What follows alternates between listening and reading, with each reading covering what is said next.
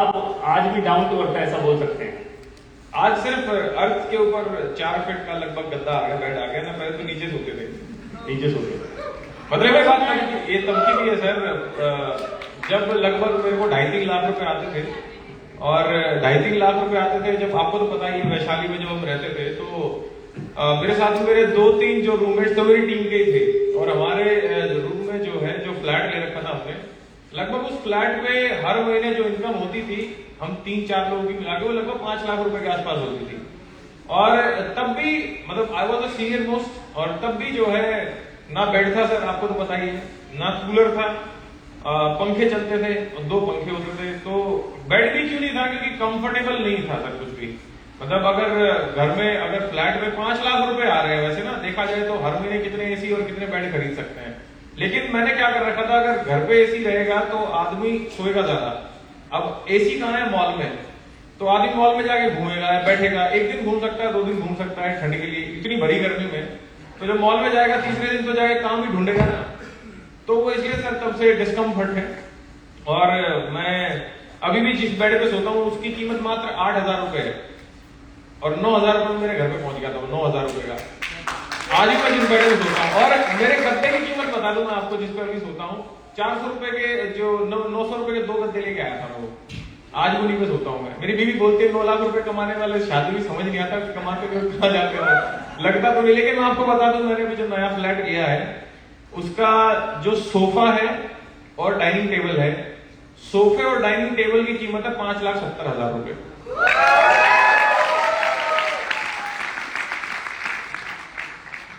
Special क्या है उस सोफे में? शेप की वजह से है, कुछ स्टफ ऐसा है? ये मुझे नहीं पता, मेरे को अच्छा सा लगा, उसको बोला कि इतने का मैं दे दिया। रात को अलग कलर का हो जाता है, सुबह अलग कलर का हो जाता है।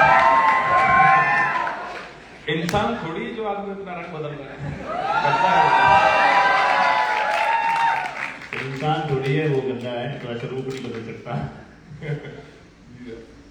तो संदीप जी बहुत ही ज्यादा प्रिय हैं हमें, क्योंकि बहुत समय से मेरे साथ में है, 7 साल से ऊपर हो गया तकरीबन, और मैंने बहुत तकलीफें देखी हैं इनको झेलते हुए, क्योंकि मुझे ध्यान है कि एक समय पे इनका एक्सीडेंट हो गया था, और बहुत ही मेजर एक्सीडेंट था, बस भगवान ने बचा लिया, मतलब मौत के मुंह से बाहर आए 28 अक्टूबर 2014, राइट। और एक्सीडेंट की हालत में इनका पेल्विस बोन टूट गया था, लेकिन 4 महीने बाद जब वो पेल्विस बोन जुड़ गया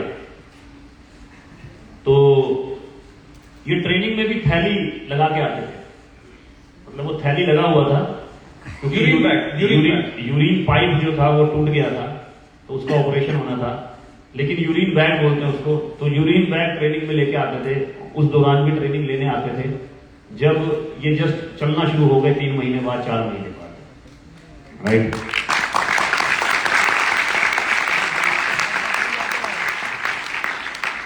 और एक लोअर मिडिल क्लास फैमिली से यहां तक का सफर है। संदीप जी कैसा लगता है वैसे कभी कभी, जब जैसे कि जब आप गांव में जाते हो, अपने बहादुरगढ़ गांव में, राइट, उस घर में जाते हो और साथ में वो मर्सिडीज जाती है GLC 65 लाख की, ठीक है, तो कैसा फीलिंग कैसा आता है बेसिकली?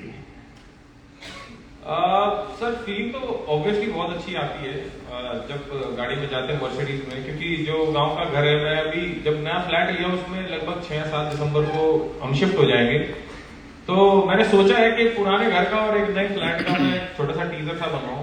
तो पुराने जो घर की हालत है वो ऐसी है कि बारिश आने से पहले टपकने लग जाता था वो, मतलब इतना कच्चा टाइप सा घर था वो। तो सर ऑब्वियसली उस घर में जब जाते हैं तो फीलिंग तो बहुत अच्छी आती है। अभी जब पिछली बार मम्मी और पापा गए थे, वैसे ही कोई फेस्टिवल था, मैं तो साल में 2 या 3 बार ही जा पाता हूँ वहां पे, तो मम्मी बता रही थी कि जब अंदर घुसे तो 2 सांप आए हुए थे। तो ऐसी जगह पे घर है, बारिश होती है तो घर के सामने जो है तकरीबन 14 फीट दूर पानी भर जाता पूरा पूरा। अब वहां पे सांप भी आते हैं, मेंढक भी आते हैं, केंचुए भी आते हैं, ऐसी जगह पे रहते थे हम तो। और अब जो घर लिया वो 1,34,00,000 रुपए का घर लिया मैंने, तो अच्छा ही लगता है। पहले ऑडी लेके जाता था, फिर मशीन लेके जाता हूँ।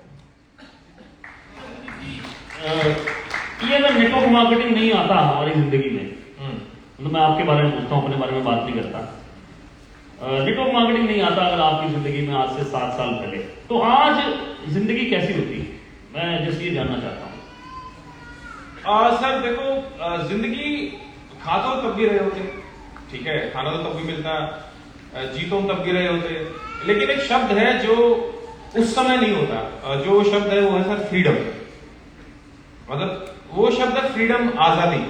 मतलब अगर मैं नौकरी में होता, आज मेरी तनख्वाह लगभग 1.25 लाख रुपए होती, मैं काफी अच्छी जॉब में था। मैं I was working with Asia second largest sugar firm, Isgec heavy engineering limited, India नहीं एशिया की सेकंड लार्जेस्ट शुगर फर्म थी। उसमें मैं कैंपस प्लेसमेंट हुआ था, गौरव सर मेरे वेंडर थे, मैं इनका क्लाइंट था। तो जिंदगी अच्छी होती, लेकिन सर ये बात पक्की होती कि आजादी नहीं होती, चॉइसेस नहीं होती, जो आज मैं जिंदगी जी रहा हूं वो नहीं होती। गाड़ी होती, लेकिन गाड़ी होती तो स्विफ्ट होती।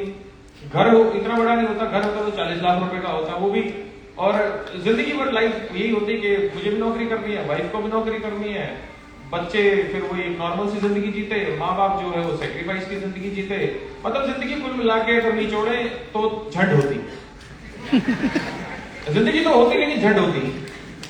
अभी जिंदगी आजाद है, अभी जिंदगी में चॉइसेस हैं कि जो चाहो वो कर लो। जो सर मतलब अभी बच्चा हुआ मेरा 4 महीने पहले, 9 तारीख को वो 4 महीने का हो जाएगा। सर हम तो पैदा हुए तो खाट पे थे, खाट पे चारपाई पे। अब वो जब पैदा हुआ जब हॉस्पिटल से आया वो मर्सिडीज में आया, तो यही सबसे बड़ी बात है अपने आप में।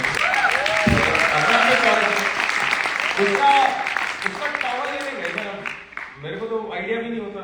उसका टॉवल सर 4,500 रुपए का आया, टॉवल 4,500 रुपए का। मतलब अब आपको बोलते 4,500 का टॉवल होता है, हमारे तो साला कोने से पूछ दिया करते थे हमारे। मैं तो अभी पुराना 150-200 रुपए पानीपत से ले आई थी, उसी से नहा लेता हूँ आदमी। कुछ भी मिल जाए अपने को क्या है। देखो सर ये है कि मैं शायद अपनी जिंदगी 1 BHK और एक बाइक पे गुजार सकता हूँ आज भी, लेकिन माँ बाप हैं, वाइफ है, बच्चा है अभी, उनके सपने सर उनके लिए बहुत काम कर रहे हैं। ये आप ही से सीखा मैं कि आप ही बोला करते थे कि हम तो जिंदगी कैसे बिता सकते हैं, और आज बिता ही रहे लगभग।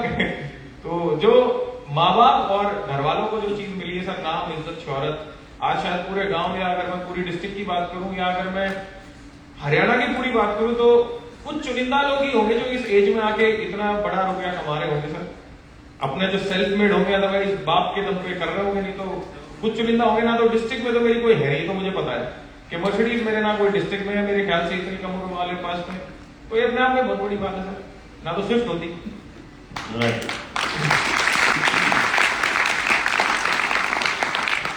मुझे ये बताने का खैर जरूरत नहीं है आप लोगों को, आप लोग जानते हैं कि जैसी फैमिली से आप आज बिलोंग करते हैं, जैसा लाइफस्टाइल आज आप लोग जी रहे हैं, या जैसा बेसिकली पृष्ठभूमि जैसी आपकी है, वैसी ही पृष्ठभूमि संदीप जी की भी रही, राइट। बहुत ही गरीब फैमिली से रहे, लेकिन आज 7 साल में नेटवर्क मार्केटिंग की वजह से जो चेंज आ रहा है जीवन में, वो चेंज कितना इंपॉर्टेंट है, राइट। तो रैपिड क्वेश्चन मैं शुरू करता हूँ, एनीबॉडी जो संदीप जी से क्वेश्चन पूछना चाहे। हाँ जी शुभम जी प्लीज। जी सर, मैं ये पूछना चाहता हूँ कि आपके लाइफ के अंदर कभी ना कभी एक ऐसा मोमेंट आया होगा जो सबसे टफ रहा होगा आपके लिए, तो उस टफेस्ट डिसीजन है, उस मोमेंट को आपने कैसे हैंडल किया, ये जानना चाहिए। शुभम नाम है आपका। शुभम का सवाल है कि मेरी जिंदगी में कोई एक ऐसा मुश्किल डिसीजन आया होगा, मुश्किल हालात आए होंगे, उस समय में कैसे संभाला मैंने अपने आप को। मेरी जिंदगी में देखो दोस्त बहुत सारे टफ सिचुएशन आए। 2013 में मेरे बड़े जीजाजी जो थे वो ही वाज जस्ट 33, वो रोड एक्सीडेंट में एक्सपायर हो गए थे। उसके 5 दिन के बाद मेरे छोटे जीजाजी जो थे तो उनके दोनों किडनी के ऑपरेशन हुए। उसके 3 दिन के बाद मेरे जो सगे बड़े भाई हैं उनका पूरा गला कट के थायराइड का ऑपरेशन हो रखा है। और ये सब देख के मेरे फादर साहब को हार्ट अटैक आ गया था। तो 3 अलग अलग हॉस्पिटल मेरे अकेले के चक्कर लगते थे। That was a tough time. मेरे seeing the dead body of my jija ji, तो तब मैंने डिसीजन लिया कि कुछ करना है जिंदगी में। उससे भी टफ टाइम था जब मेरा एक्सीडेंट हुआ था। एक्सीडेंट जब हुआ तो आई वाज पैरालाइज। मैं 4 महीने पैरालाइज था। अगर कोई पूछे कि पेशेंस कहां से डेवलप हुआ, तो वो दिन था, वो समय था जो पेशेंस डेवलप हुआ। क्योंकि मम्मी पापा जो थे मेरे, वो थक के पूरा दिन काम करके सो जाते थे रात को, तो कई बार प्यास भी लगती थी और ग्लास सामने होता था, लेकिन मैं हिल नहीं सकता था क्योंकि मेरा सिर्फ ये लेफ्ट शोल्डर था जो वर्क करता था, काम करता, बाकी सारी बॉडी मेरी फ्रैक्चर्ड थी। तो पूरी रात प्यासे भी रहते थे। और फिर अगले दिन सुबह जब 4 या 5 बजे फादर साहब उठते थे तो तब मैं पानी पीता था। तो बहुत टफ टाइम रहा, ऐसा नहीं है। लाइफ तो पूरी टफ है यार। देखो जिंदगी तो झंडी है, मैं आपको सच बताऊं। टफ डिसीजन हमेशा आपको टफ इंसान बनाएंगे। मतलब मेरी बीवी बोलती है कि आपके अंदर तो इमोशंस ही नहीं है। मैं बोलता हूँ इमोशन मर चुके हैं, क्या करेंगे इमोशंस का।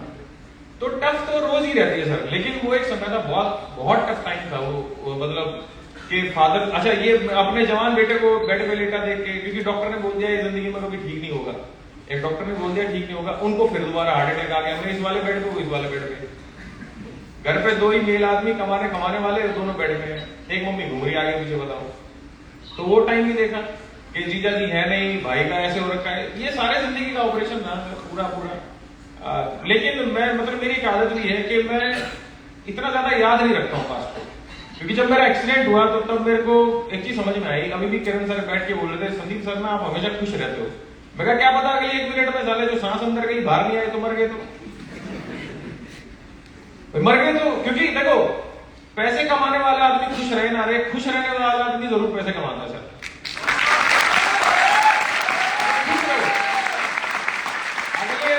अगले मिनट का नहीं पता है सर किसी को। तो टफ टाइम, बहुत टफ जिंदगी रही सर, बहुत टफ जिंदगी रही। मम्मी पापा सर 6 महीना प्रेग्नेंट थी मेरी वाइफ जब जीजा जी एक्सपायर हुए, तो उनको रोते देखा, बहुत ज्यादा टफ रही है जिंदगी। लेकिन अब ठीक है, लाइफ इज गुड। लेकिन मैं तो चाहता हूँ कि प्रॉब्लम्स आती रहे, टफ करती रहती है प्रॉब्लम। अगर प्रॉब्लम नहीं चाहिए तो चपड़ासी बन जाओ, मेरी मानो तो।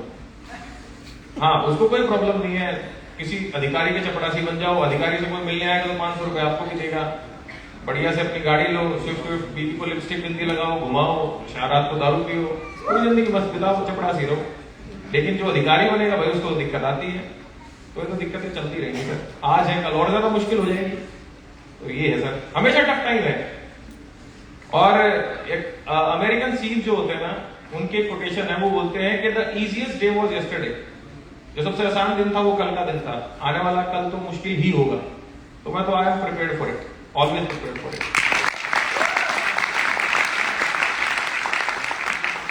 बार 2 बार मैं नोटिस कर चुका हूँ, आप ये बात बोल चुके हो कि अच्छी खासी गाड़ी होती मेरे पास, अगर मैं नौकरी कर रहा होता मेरे पास स्विफ्ट होती, और जब राशि बन जाओगे तो तुम भी स्विफ्ट लोगे। ऐसा क्या प्रेम है आपका? क्योंकि जब नेटवर्क मार्केटिंग में आए थे तो आपके पास स्विफ्ट थी ना, तो स्विफ्ट में जाया करते थे। मैं बाथरूम में छुप गया था एक बार, मुझे याद है, जब आप मुझे ढूंढते आते कहाँ है संदीप, मेरे रूममेट ने बोला वो तो चला गया गाँव, ये मुझे सेमिनार में लेने आए थे जबरदस्ती, तो मैं बाथरूम में छुप गया। फिर ये बोले कि मेरे को सुसु आई है, मेरा रूममेट बोला प्रयास पूछ करके उस वाले में कर लो, कह रहा मैं अंदर वाले में करूंगा। अंदर मैं खड़ा हूँ, कह रहे बाहर आ जा आरामी। फिर मेरे को स्विफ्ट में बिठा के सेमिनार में लेके गए। फिर वहां खोपड़ी खुल गई, एक पान वाले को स्कॉर्पियो मिल रही थी। मैं कहा भाई क्या करते हो? कह रहा मेरी पनवाड़ी हूँ मैं जी। मैं कहा मैं इंजीनियर, मैं गाड़ी में आया किसी और की, तू पनवाड़ी स्कॉर्पियो ले रहा है, या तो तू पागल है मैं पागल हूँ। तू हो नहीं सकता कि तेरे नाम के ढोल बज रहे तो मैं ही हूँ। तो स्विफ्ट ही है सर, ये स्विफ्ट से कुछ खासा लगा है, हमने बहुत समय बिताया स्विफ्ट में। Anybody else sir please? जी sir. My name is Balram. जी Balram ji. You being in the stable job before you joined petrol market, my question is, what actually made you to think that you can leaving this stable job coming to this, where the future is sitting, where you see this?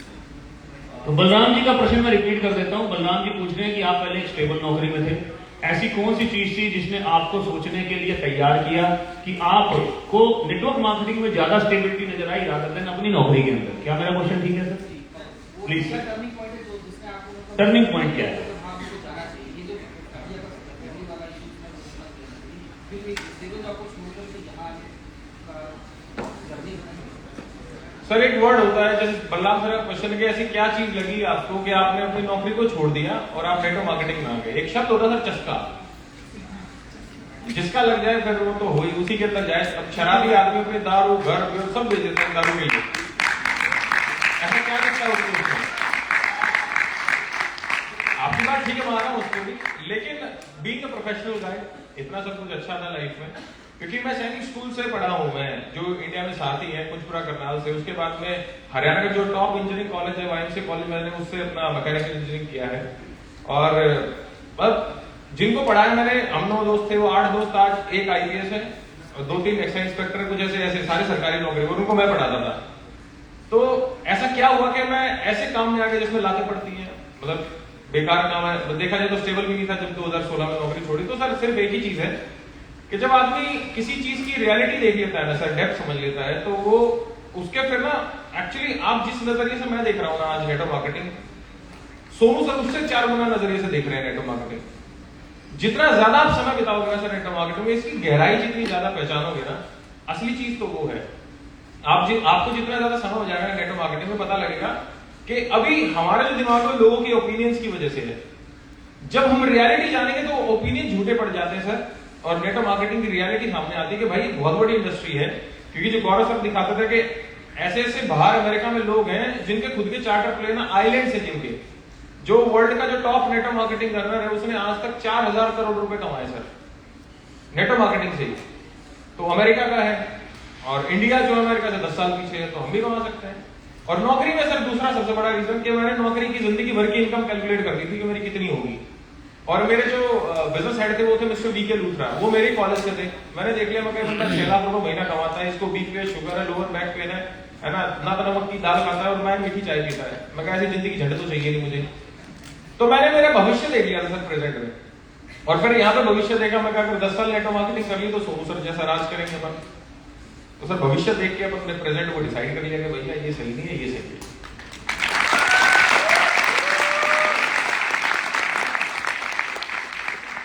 Point भी मैं इसमें थोड़ा सा add करना चाहूंगा, उसमें भी क्योंकि विश्वास तो संदीप जी का खैर पहले भी था, लेकिन मैं हमेशा एक शब्द यूज करता हूं कि you are only sometime you are only, जब हम मेहनत कर रहे होते हैं, you are only one good distributor away.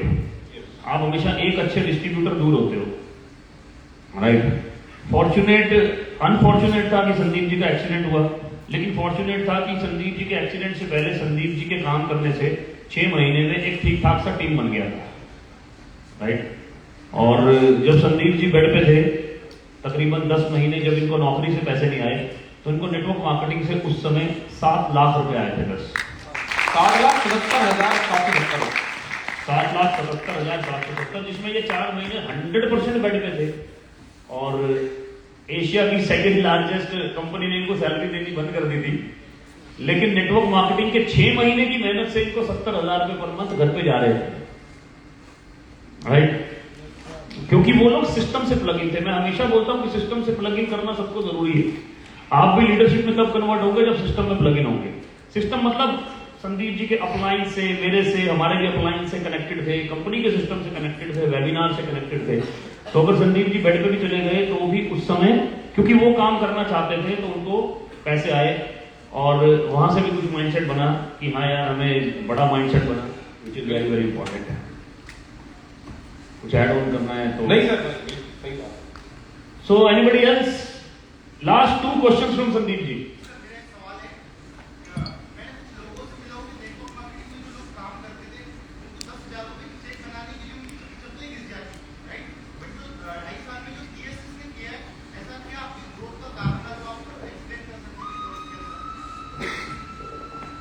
देखो सर, टीएसएस की ग्रोथ के बारे में तो सोनू सर ही बता सकते हैं।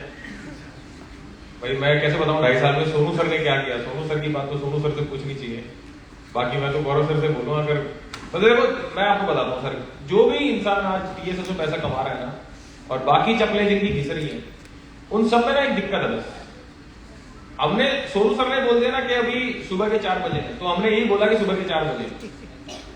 अब इस बात को समझना सर, हमने कभी अपनी खोपड़ी नहीं लगाई, हमने कभी लगाया नहीं अपना दिमाग। जैसा आज तक गौरव सर ने बोला वो डन है। मतलब उसमें अगर गौरव सर ने बोला रात को 11 बजे यहाँ पे आ जा, तो मैंने कभी आज तक ये नहीं पूछा कि क्यों।